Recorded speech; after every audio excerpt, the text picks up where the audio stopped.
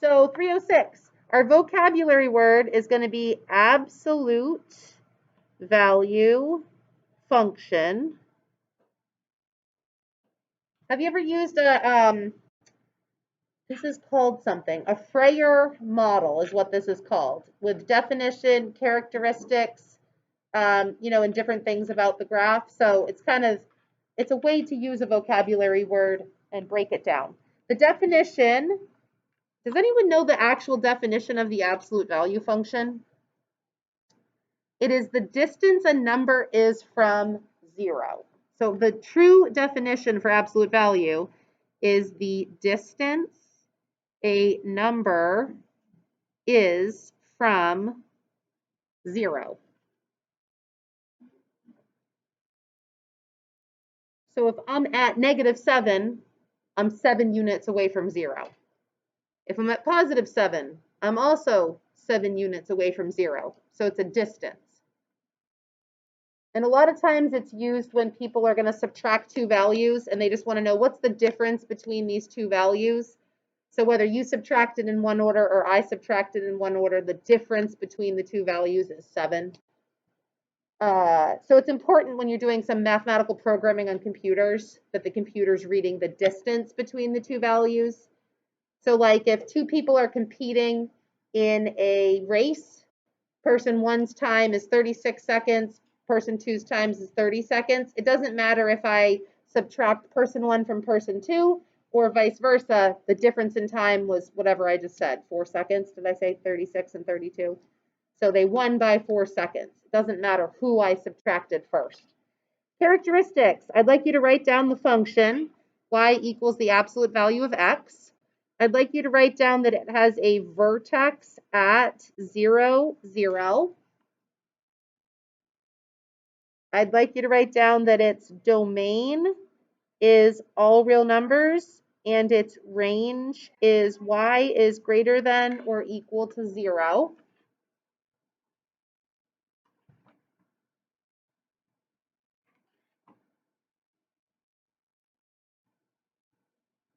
And then I think you already know how to graph it because we've looked at parent functions, but we're just going to make a table of values just to hit it home a little bit more. Let me just count up here. If I make this x and y, if I start at -2, -1, 0, 1, 2. So I need to start at -3. -3, -2, -1, 0, 1, 2, and 3 for x.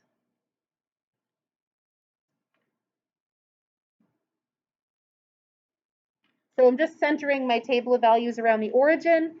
What is going to be the output of each of those inputs?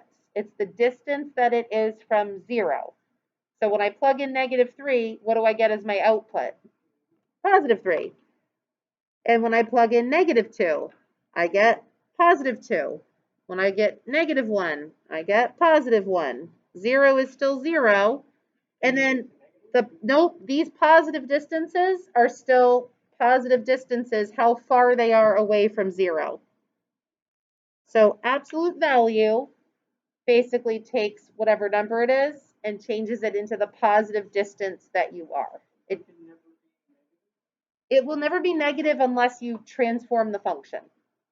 So if you start putting negatives in the function or shifting it down, you might get an output that is negative. So the SAT would love for you to say, what's the absolute value of 9 minus 13? So what is the absolute value of 9? 9, right? Minus 13 gives me -4.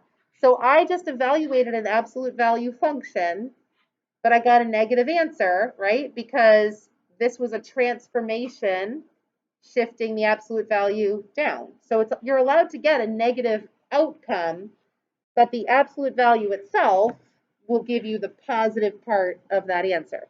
You might also get -2 times the absolute value of -10. So let's think about what this would do. Order of operations, this is kind of like a parenthesis. So what would be the absolute value of -10? 10.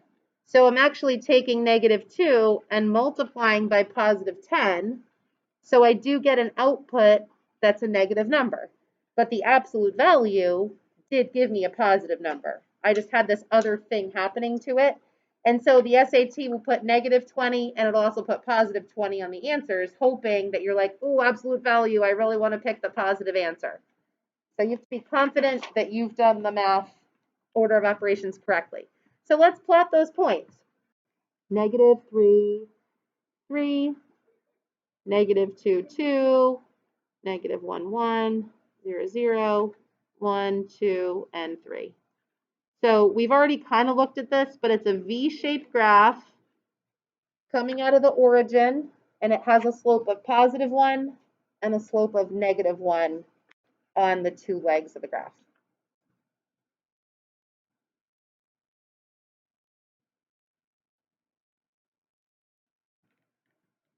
So you're kind of owning absolute value function as this V-shaped graph.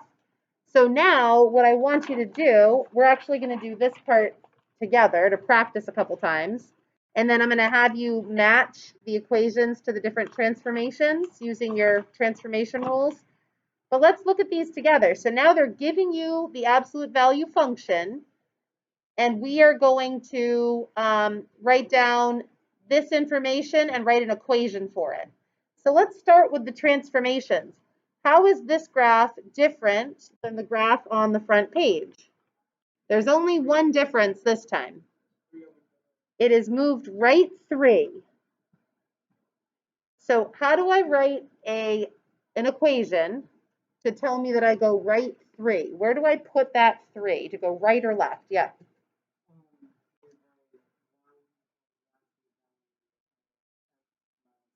Perfect. So right or left goes inside the function with x, and the minus sign is what's telling me to go to the right. Remember, inside the parentheses, everything is kind of backwards what you think it is. So that's the right equation. And how do I write the domain and range for this transformed function? What would the domain be? Yep. And the range would be what for this one? Y is, yeah, sure, if you want to. So as you skim this graph, where does my pencil stop? And I can't go down any further. Yep. And then it wants you to identify the intercepts on the graph. So it looks like I have a y-intercept at 0, 3, and I have an x-intercept at 3, 0. Maybe I will leave 2 and 3 for you to try, but let's skip and do number 4 together. Because 4 has a bunch of transformations.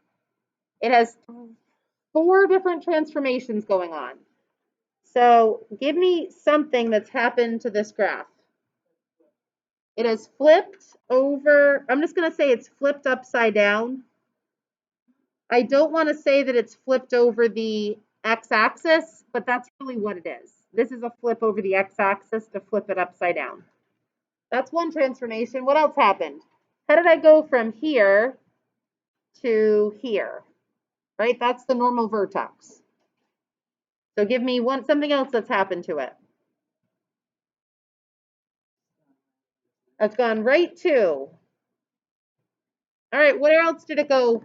Brody, tell me something else. How do I go from here to here? It went right to, and it went up. How far? 4, right? Okay, and the steepness of the graph. Is it still 1, 1? It's flatter. What's the steepness? What's the slope of these lines? A half, a third, a fourth? It is a half, because it looks like I'm going over, or down 1 and over 2, right? So it's shrunk by a half. So we have to write an equation that incorporates all 4 of these pieces correctly. Really, the shrink and the flip upside down, that's just the number negative a half, right? So y equals negative 1/2 absolute value. So what's going to go inside to go right to? What goes inside this function? X minus 2. And then what goes outside the function so that I go up 4?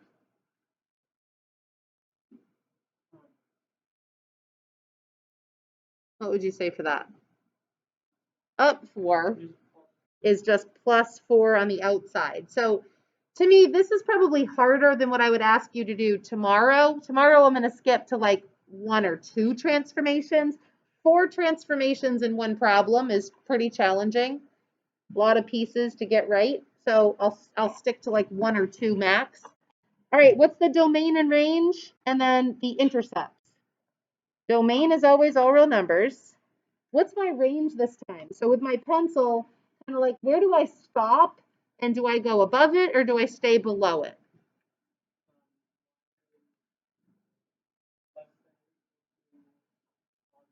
Yep, y is less than or equal to positive 4. And then for my intercepts, why don't you practice? And I actually want to challenge you. There's another x-intercept over here. See if you can figure out where that other x-intercept is, even though it's not pictured. Got to use your reasoning skills. So there should be 3 intercepts, 2 x-intercepts and 1 y-intercept.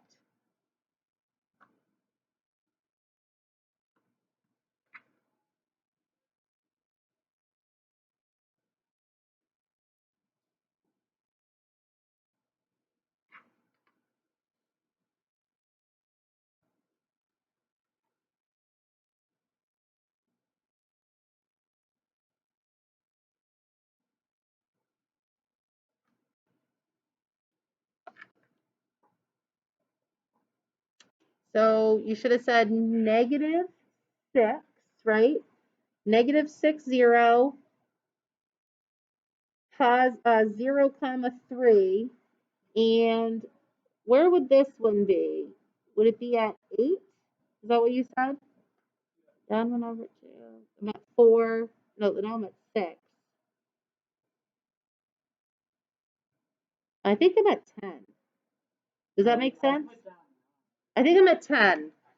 10, comma 0. And here's how I could figure it out. From the vertex all the way to this x-intercept is a span of what? 8, right? I'm at positive 2. So this span is 8. So if I'm at 2 here, it also has to be 8 units away in this direction, and 2 plus 8 is 10. I'm not going to ask you a question like that that would be tricky without graphing it for you on the quiz, but that's a good like critical thinking. Here's a graph, find the intercepts.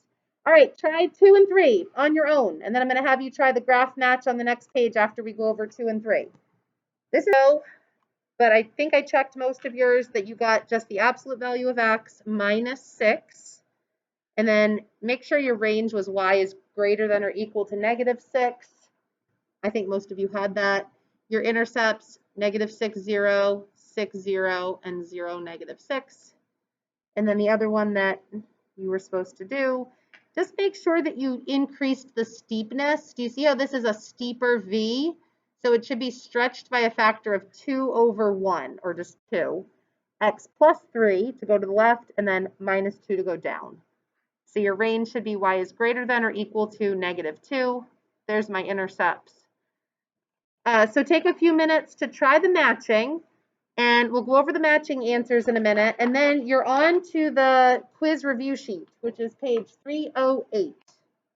By the vertex, right? So this vertex has not moved. So I'm not looking for an up, down, left, or right. I'm just looking for it to be flipped over. And then I always check the steepness of the graph by finding where that next point goes. So this is a steeper graph, right? So it should be flipped over and stretched. So when I look, you know, these are all moving left or right. Here's my flip. So I'm really choosing between this row, right? Because then these are all moving left or right. Oh, I guess I could choose one of these too. So which one did you pick for number 1? Which one? D or E? So E is actually your stretch and your flip. See how it's being flipped over and it's stretched.